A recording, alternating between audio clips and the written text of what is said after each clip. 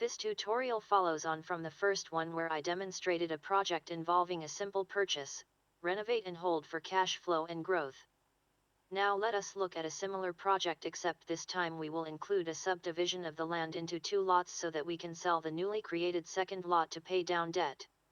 All aspects of this project remain the same as the first project, so please watch the tutorial on the first project as a prerequisite. The information will not be repeated in this tutorial.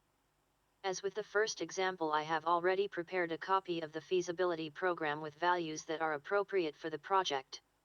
When the program starts and displays the home screen, I will elect to remove the sections that are not required from the data entry screen.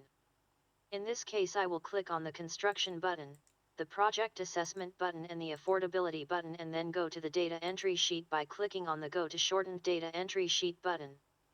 When we move to the data entry sheet, you will see that I have entered some information in respect of the property that I am planning to purchase, and all of this information is a repeat of the first example.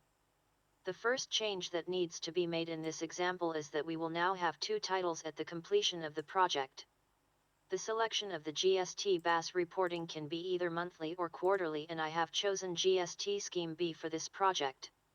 This scheme is the appropriate selection because we will be liable for GST on the sale of the vacant land.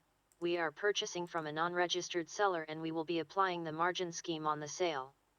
The information previously entered for the pre-purchase costs, purchase cost, operating information for hold properties and renovation costs would need to be entered as per example 1.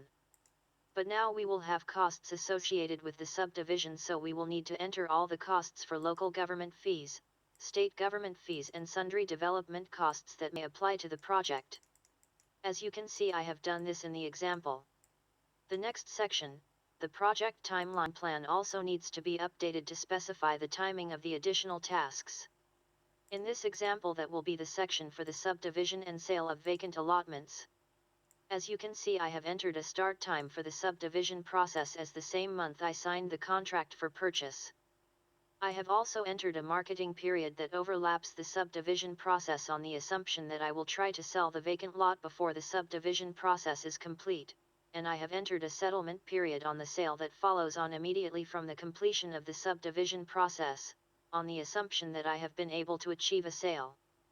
The sales information, property values and miscellaneous income section also needs to be changed to include the estimated value of the vacant lot. I have also added some sales costs that may be typical for the sale.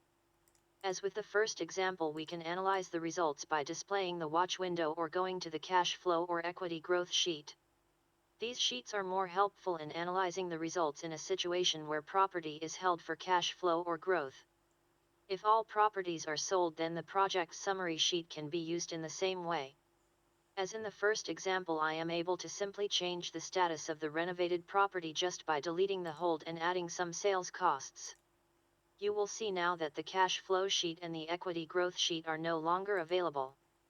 The project summary sheet shows us the financial results with the result measured as a percentage for return on investment and cash on cash return.